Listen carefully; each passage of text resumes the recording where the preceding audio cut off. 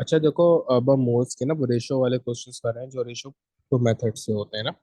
सही। अच्छा अब देखो बोल क्या रहा है।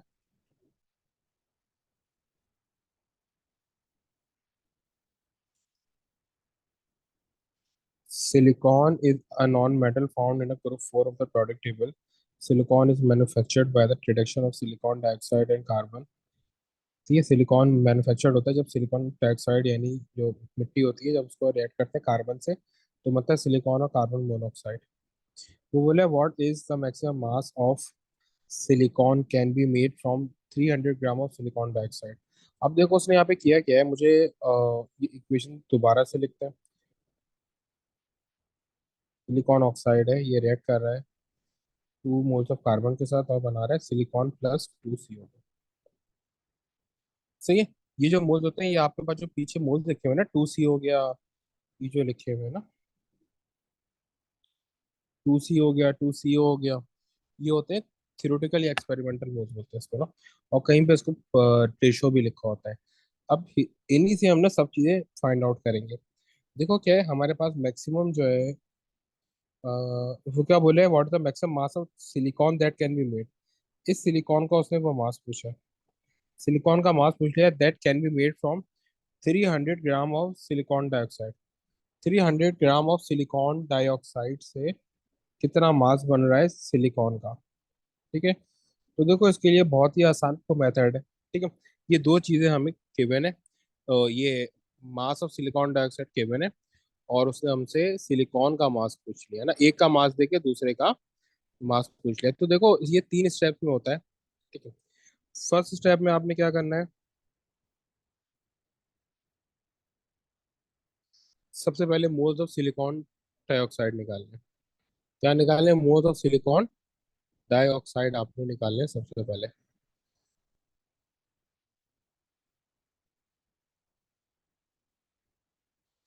तो यहाँ पे मोल्स ऑफ सिलिकॉन डाइऑक्साइड जो है,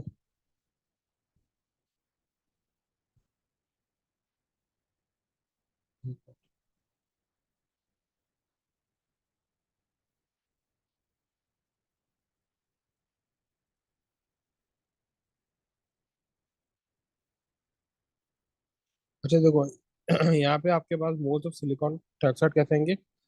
मोल्स का फॉर्मूला क्या है, N is equal to M और हैमर, क्योंकि मास दिया है तो मैं यहाँ पे सीधा वो मास पुट करूंगा।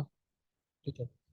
अब सिलिकॉन का नीचे क्या आएगा, हैमर आएगा, यानी मॉलिक्यूलर मास आएगा ये, सॉरी तो सिलिकॉन ऑक्साइड का। सिलिकॉन ऑक्साइड का हैमर कैसे मैं करूंगा फाइंड आउट। 28 होता है सिलिकॉन का प्लस ऑक्सीजन का क्या होता है 16 मल्टीप्लाई बाय 2। सही। तो ये मेरे पास आ जाएगा 60।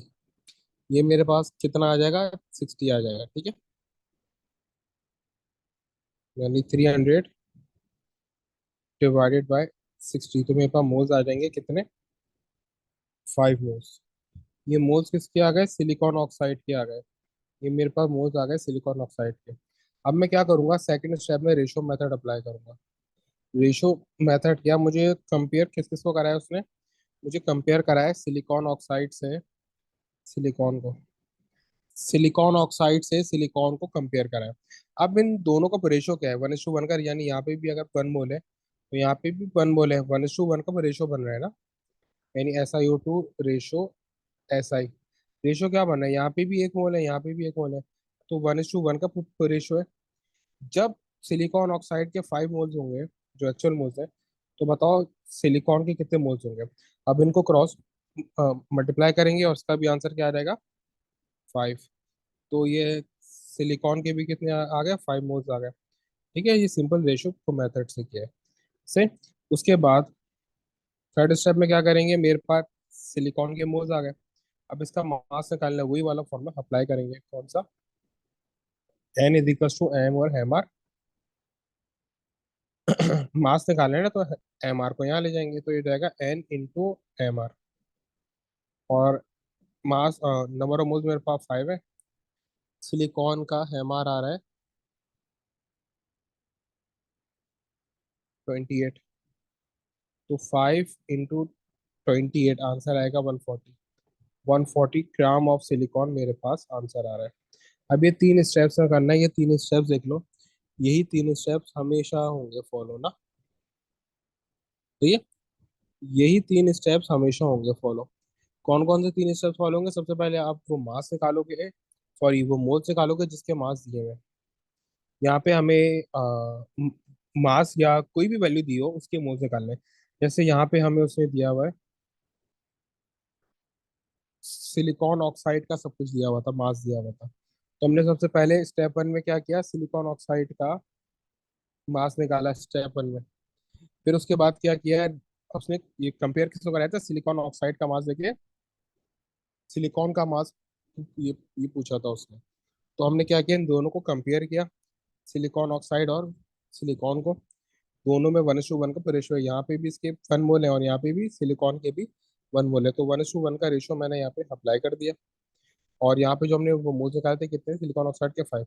अगर सिलिकॉन ऑक्साइड के 5 मोल्स है तो बताओ सिलिकॉन के कितने होंगे। क्रॉस मल्टीप्लाई किया, मेरे पास 5 मोल्स आंसर आ गया सही। इस तरीके से हमने ये रेशो मेथड अप्लाई किया, ठीक है। उसके बाद नंबर ऑफ वो मास निकालने के लिए एन इज एम और हैम आर।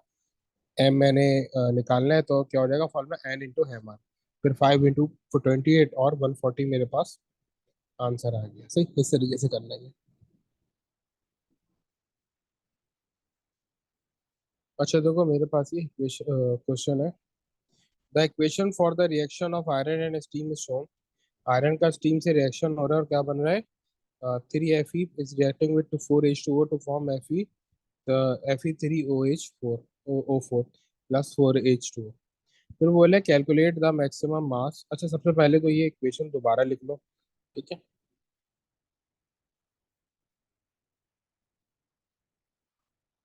क्योंकि इसके नीचे उसकी वैल्यूज लिख सकें। मुझे ज़्यादा ये फिजिबिलिटी होती है, अगर आपको इसके बगैर करना है तो आप इसके बगैर भी कर सकते हो, लेकिन मुझे ये फिजिबिलिटी इसमें होती है। फिर वो बोल रहे हैं calculate the maximum mass of Fe3O4।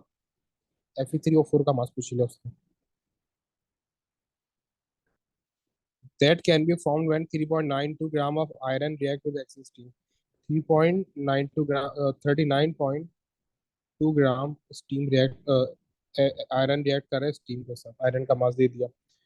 फिर वो हमें मास किसका निकालना है, Fe3O4 का। Give your answer to 3 significant figure. 3 significant figure तक मुझे आंसर देना है। वही वाला मेथड अप्लाई होगा बिल्कुल exact.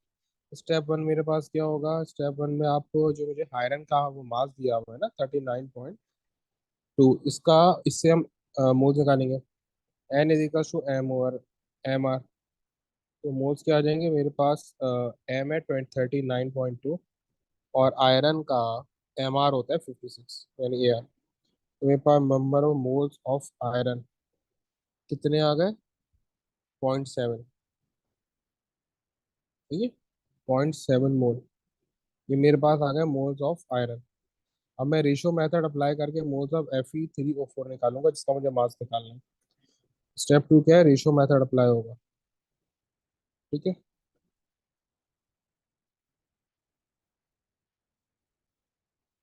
Fe ratio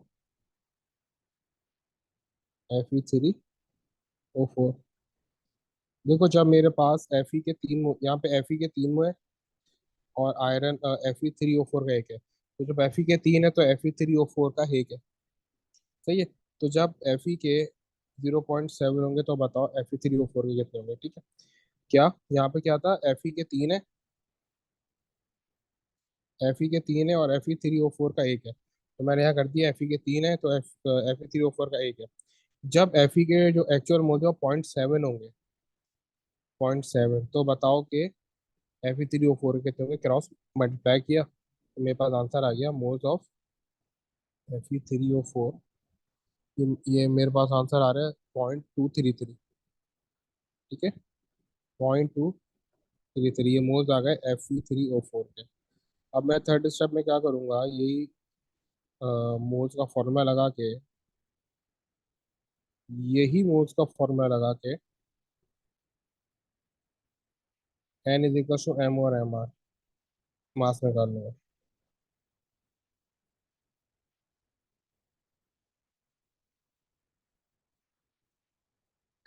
M R क्या आएगा, जो Fe3O4 का मुझे दिया है, अब मैं पूरा एमआर नहीं निकालना है ना, फिर और फिर क्वेश्चन लेंदी हो जाएगा। एमआर से पहले मैंने डिटेल में करा दी आपको कैसे फाइंड आउट करते हो। यहाँ पे एमआर आ रहा है 232 Fe3O4 का। तो मेरे पास मास ऑफ Fe3O4 आ गया 54.1 ग्राम। ठीक है, तो ये मेरे पास क्या आ गया, आंसर आ गया। ठीक है,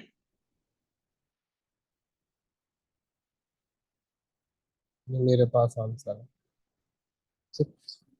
अच्छा देखो उसके बाद क्या बोल रहे हैं, बोले calculate the maximum volume of hydrogen in DM cube produce by this reaction when the measure room temperature pressure. अब देखो उसे वॉल्यूम पूछ लिया, सब ये चीज है। अब देखो, अब मैं कंपेयर किसको करूंगा, अब मैं आयरन को और H2 को कंपेयर करूंगा। ठीक है, आयरन के मोल्स में को निकाल चुका हूँ, सीधा रेशो मेथड अप्लाई करूंगा ना, और रेशो मेथड लगेगा आयरन और हाइड्रोजन पे। ठीक है, यहाँ पे स्टेप 2 से चलना पड़ेगा, स्टेप 1 तो मेरा हो चुका है, मोल्स ऑफ आयरन तो निकाल चुका हूँ। अब मोल्स ऑफ क्या निकलेंगे, H2। क्या निकलेंगे, रेशो मेथड से, ratio iron ratio H2। Iron के जब 3 मोल्स हैं तो H2 के कितने, 4 मोल्स, तो 3:4। जब आयरन के 0.7 है जो हमने यहाँ निकाला है पहले, और इसका क्या बोलेंगे, एक्स, तो यहाँ पे क्या होगा, मोल्स ऑफ H2 आ जाएंगे। मोल्स ऑफ H2 आ रहे हैं,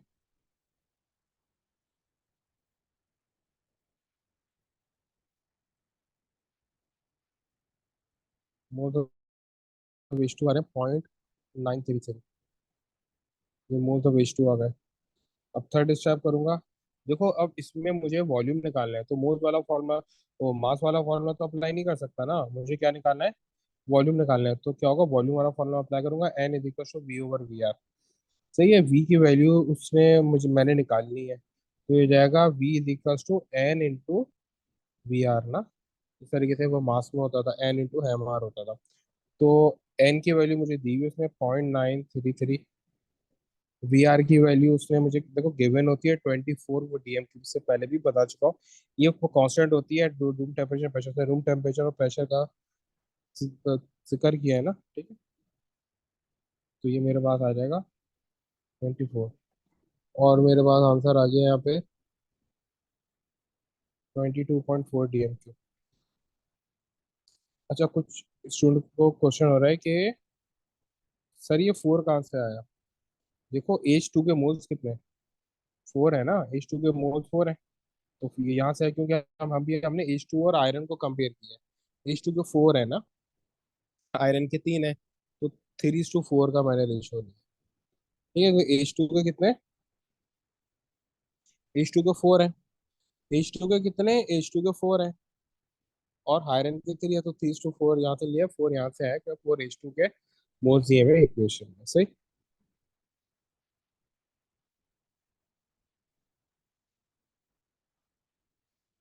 अच्छा देखो यहाँ पे बोल रहा है potassium sulphate can be prepared by reacting aqueous potassium hydroxide with dilute sulphuric acid. ठीक है, पोटेशियम सल्फेट को, ओ सॉरी, पोटेशियम सल्फेट बनता है कि जब पोटेशियम हाइड्रोक्साइड का रिएक्शन करते हैं H2SO4 से ना, क्या बनता है, पोटेशियम सल्फेट। और फिर वो यहाँ पे बोल रहा है कि इन एन एक्सपेरिमेंट, पहले इसकी इक्वेशन लिख लेते हैं ताकि हमारे लिए आसानी हो।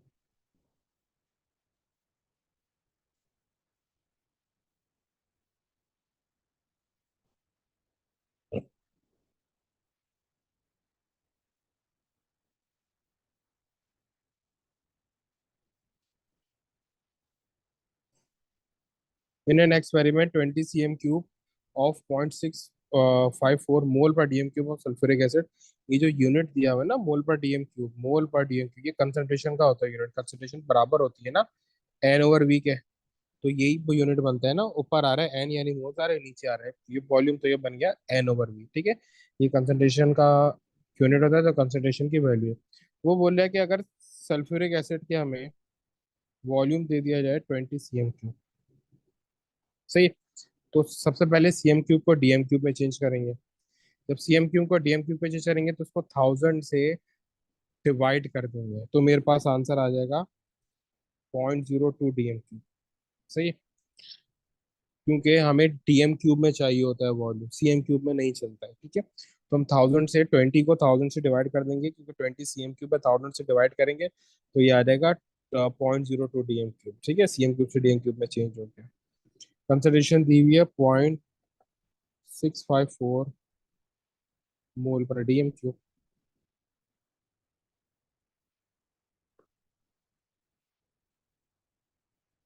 कंसंट्रेशन दी हुई है 0.654 मोल पर डीएम क्यूब से। अब मेरे पास आंसर क्या आएगा, किस तरीके से आएगा, सबसे पहले वही। और अब मतलब पूछा क्या है, is neutralized by the aqueous potassium hydroxide, calculate the maximum mass of K2SO4 that could be prepared। और मॉलिक्यूलर फॉर्मूला दिया है K2SO4 का मास उसमें फाइंड आउट करने के लिए बोला है। वही मेथड अप्लाई होगा, बस फॉर्मूलाज चेंज हो जाएंगे। कंसंट्रेशन वाला फॉर्मूला पर लग जाएगा जो मैं मोल्स निकालूंगा H2SO4 के ना। तो स्टेप वन में क्या होगा,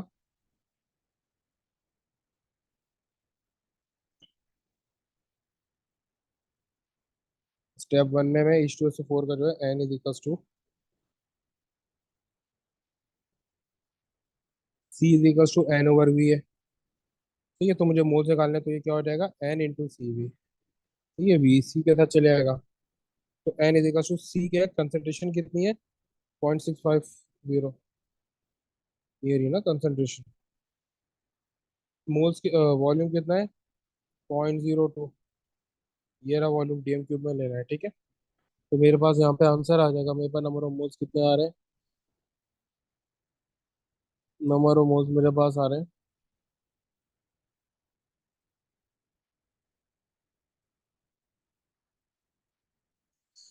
नंबर ऑफ मोल्स मेरे पास आ रहे हैं 0.013, 0.013 आ रहे हैं मेरे पास नंबर ऑफ मोल्स।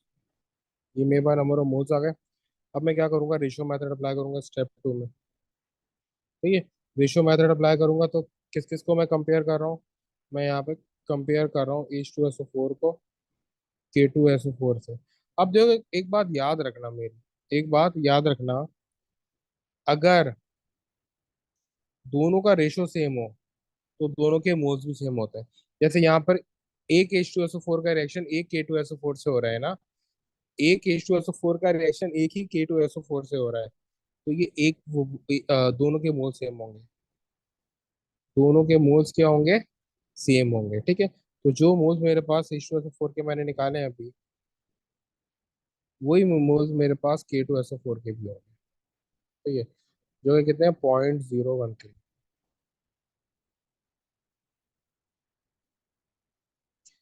सही। उसके बाद मैं क्या करूंगा, उसके बाद वही थर्ड स्टेप करूंगा, वो मास निकालना है ना। N is equal to M और एम आर, तो M is equal to N into M R. N कितना है मेरे पास, एन है मेरे पास अभी मैंने निकाला है 0.03। K2SO4 का MR 174 ऊपर दिया हुआ है, तो मेरे पास यहाँ पे K2SO4 का मास आ जाएगा, जो आ रहा है मेरे पास 2.3 ग्राम्स आ रहा है। कितना आ रहा है 2.3 ग्राम्स, मेरे पास इसका आंसर आ रहा है। ठीक है, इस तरीके से आपने करना है, बस फर्क कुछ भी नहीं है। कंसिडरेशन का क्वेश्चन था उसमें दी हुई थी, तो कंसिडरेशन का फॉर्मूला मैंने अप्लाई किया, बस अकॉर्डिंग टू नीड देखते हुए जो मेरी नीड है उसी पे मैं ये करूंगा। ठीक है।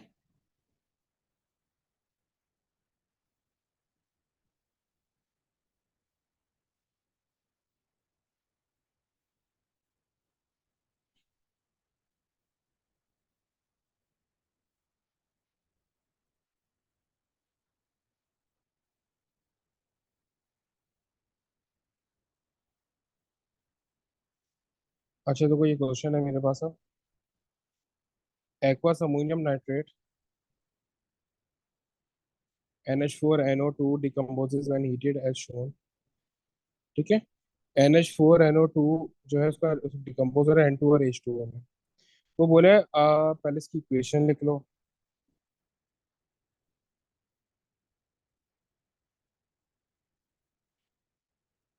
NH4NO2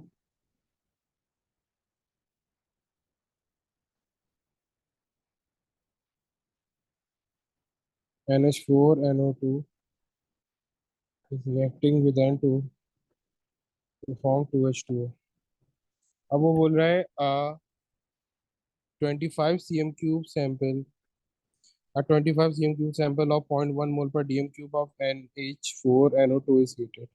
सही है। कितना है मेरे पास यहाँ पे? 25 cm क्यूब है। तो ये 25 cm मुझे डीएम क्यूब में चाहिए। तो मैं 25 cm क्यूब को डीएम क्यूब में लाने के लिए 1000 से डिवाइड कर दूंगा, तो मेरे पास आंसर आएगा 0.025 डीएम क्यूब। सीएम क्यूब में था 25 और इसमें बन गया 0.025 डीएम क्यूब। तो 0.025 डीएम क्यूब मेरे पास आंसर है। ठीक है। और कंसंट्रेशन कितनी दी हुई है? 0.15 मोल पर डीएम क्यूब। 0.150 मोल पर डीएम क्यूब। फिर वो बोल रहा है calculate the maximum volume in DM cube of nitrogen form measure at room temperature and pressure. कितना वॉल्यूम इसका फॉर्म हो रहा है? तो सिंपल इज दैट, आपने वॉल्यूम वाले तरीके से करना है। ठीक है। सबसे पहले तो आप मोल्स निकालोगे किसके, जो मुझे दिया हुआ है NH4NO2। तो मेथड वन लगाओगे। तो सॉरी, स्टेप वन में क्या है, मोल्स निकालोगे N is equal to CV हो जाएगा, क्योंकि C बराबर होता है N इज इक्वल N/V के। तो वी N बराबर रहेगा V इंटू सी के, यानी C इंटू V के। अब C मेरे पास है 0.150 और V है 0.025। ठीक। तो हमने इसको कैलकुलेट किया। 0.150 मल्टीप्लाई बाय 0.025। तो मेरे पास इसके मोल्स आ रहे हैं, मोल्स ऑफ NH4NO2 आ रहे हैं 0.00375। 0.00375 मेरे पास के मोल्स आ गए NH4NO2 के। फिर मैं रेशियो मेथड अप्लाई करूंगा, लेकिन रेशियो मेथड अप्लाई करने की जरूरत ही नहीं पड़ेगी। रीजन बहुत ही सिंपल है। रीजन क्या सिंपल है कि भाई दोनों के यहाँ पे मुझे कंपेयर क्या करा रहा है, मुझे कंपेयर करा रहा है यहाँ पे NH4NO2 और N2। तो ये N2 का मुझे ये वॉल्यूम पूछ रहा है ना। N2 का वॉल्यूम पूछ रहा है और NH4NO2 का मुझे इसने सारी वैल्यूज दी हुई हैं, तो इन दोनों का रेशियो 1:1 है। तो जो इसके मोल्स होंगे वही N2 के भी हो जाएंगे। N2 के कितने हो जाएंगे? 0.00375। तो N2 के भी यही मोल्स हो गए। तो ये रीजन क्या है? क्योंकि दोनों के नंबर ऑफ मोल, दोनों का रेशियो सेम है। फिर क्या करूंगा मैं? वही मास वाला फॉर्मूला अप्लाई करूंगा। ये था स्टेप टू। अब स्टेप थ्री में क्या होगा? वही मोल्स का वॉल्यूम और मास वाला फॉर्मूला अप्लाई करूंगा। यानी N is equal to V और वी आर। और अगर वॉल्यूम फाइंड आउट करना है तो N इंटू वी आर। अब N मेरे पास क्या है? N है 0.00375। और वी आर की वैल्यू तो मुझे पता है 24 डीएम क्यूब होती है, जो कि कांस्टेंट होती है। तो यहाँ पे मेरे पास आंसर आ रहा है 0.09 डीएम क्यूब। क्या आंसर आ रहा है? 0.09 डीएम क्यूब मेरे पास आंसर आ रहा है। अच्छा देखो, मेरे पास अभी क्वेश्चन है। वो बोले सल्फ्यूमिक acid NH2SO3H is a crystalline solid, white crystalline solid. It reacts with the sodium nitrite to make the nitrogen gas shown in the equation. NH2SO3H is reacting with NaNO2 to form N2 plus H2 plus H2O plus NH4 NaHSO4। ठीक है। वो अब main question start हो रहा है। An excess an excess of sulphuric acid reacts with, पहले वही equation लिख लेते हैं। इक्वेशन लिखने का मेरा रीजन ये होता है कि उसके नीचे हम उसकी वैल्यूज को लिख सकें। ठीक है। इससे ना आसानी हो जाती है, आपकी गलती नहीं होती। अगर आपके साथ इक्वेशन के नीचे वैल्यूज ना हो ना, वो घिचपिच हो जाता है, यानी कि वो होने के चांस होती है किसी की वैल्यू को आप किसी में को ले लेते हो। और साथ साथ नीचे उसके इक्वेशन के नीचे वैल्यूज लिखते हो तो आपको आसानी होती है। सही। अब वो क्या बोल रहा है? An excess of sulphuric acid reacts with 20 cm cube sample of 0.1 mole per dm cube of NaNO2 ना। तो यहाँ पे NaNO2 का कितना है? 20 cm क्यूब, यानी 20 डीएम क्यूब हो जाएगा। मैं 20 cm क्यूब से डीएम क्यूब में करना है ना, तो मैं 1000 से 20 cm क्यूब को डिवाइड कर दूंगा, तो 0.02 डीएम क्यूब आंसर आ जाएगा। ठीक है। फिर कंसंट्रेशन कितनी दी हुई है? 0.150।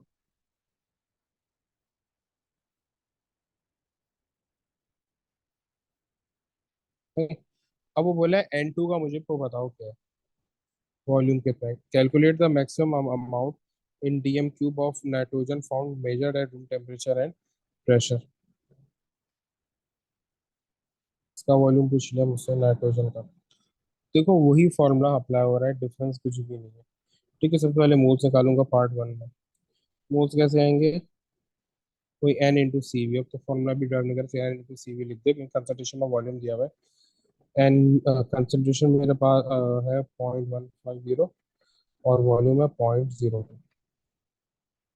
सही।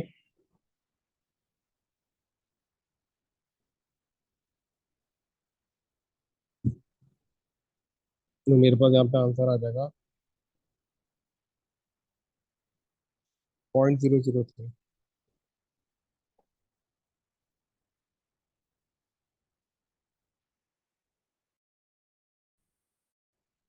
ये किसके आ गए, NH2SO3H।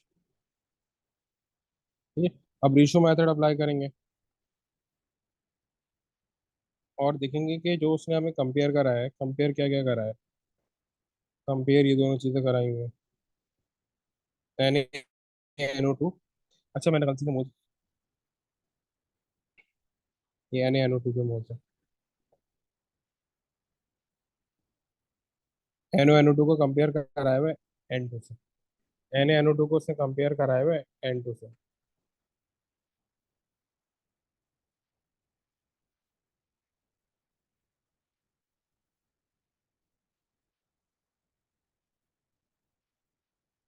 सही।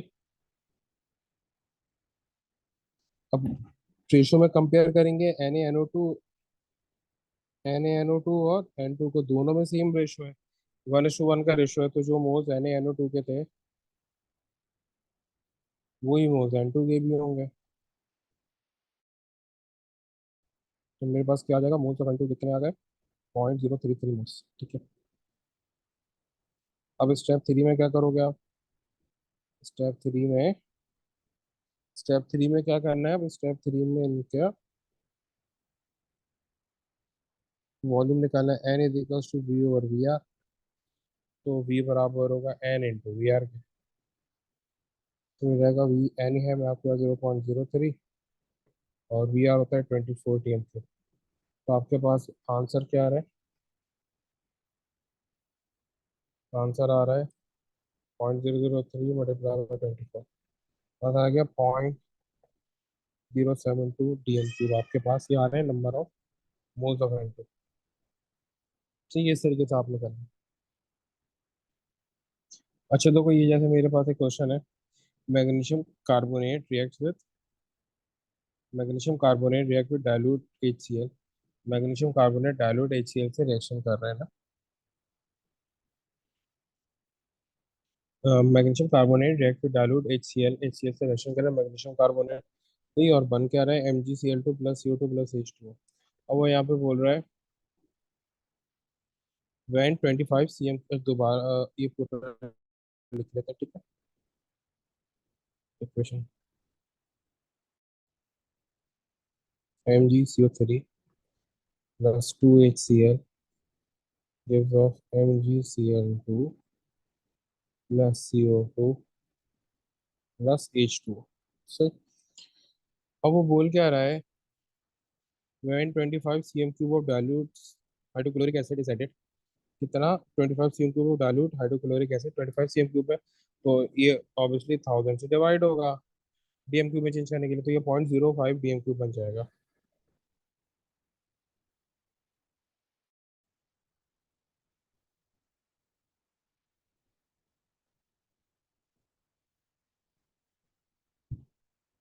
इस added to excess magnesium carbonate, the volume of carbon dioxide gas produce at room temperature and pressure is 120 cm cube. Carbon dioxide का वॉल्यूम कितना आ रहा है, 120 cm क्यूब, यानी कि 0.12 DM क्यूब। इसको भी 1000 से डिवाइड करेंगे तो 0.12 आ जाएगा। फिर बोले calculate the concentration mole per dm cube of dilute HCl। Dilute HCl की कंसंट्रेशन निकालनी है। ठीक है, अब देखो करना क्या पड़ेगा, फिर अब हमें उल्टा चलना पड़ेगा। ठीक है, चीज पूछी किसकी है, HCl की, और वैल्यू किसकी दी हुई है, चीज दी हुई है किसकी है, CO2 की। दोनों का वॉल्यूम भी दिया हुआ है, यानी और जिस चीज पूछी भी है एक की ना, तो देखो वही वो मेथड चलेगा जिसका डाटा गिवन है ना। गिवन देखो, एक वैल्यू तो यहाँ पे HCl की भी गिवन है 0.025 ना, एक वैल्यू तो HCl की भी गिवन है 0.025, और एक CO2 की गिवन है 0.12 मोल पर टीएम क्यूब। लेकिन हम HCl की वैल्यू को HCl को गिवन कंसीडर नहीं करते, क्योंकि उसमें उसने उसी की कंसंट्रेशन पूछी है ना, उसमें उसने उसी की वो कंसंट्रेशन पूछी HCl को, तो HCl हमें फाइंड करना है। तो हम सबसे पहले लगाएंगे स्टेप 1। स्टेप 1 में क्या होगा, सबसे पहले मोल्स निकालेंगे। मोल्स किसके आएंगे, मोल्स ऑफ CO2 निकालेंगे। मोल्स ऑफ CO2 कैसे आएगा, V/VR। सही है, तो मोल्स ऑफ CO2, V कितना है 0.120, और VR 24 है। सही, तो मेरे पास मोल्स ऑफ CO2 आ जाएंगे, वो आ गए 0.05 मोल। ये मेरे पास मोल्स ऑफ CO2 आ गए, ये क्या आ गए मेरे पास, मोल्स ऑफ CO2 आ गए। अब मैं इसके बाद क्या करूंगा, अब मुझे उसने कंपेयर क्या करा है ये देखो, मुझे उसने कंपेयर करा है HCl और CO2। ठीक है, तो दोनों का रेशो मेथड अप्लाई करूंगा दोनों में मैं।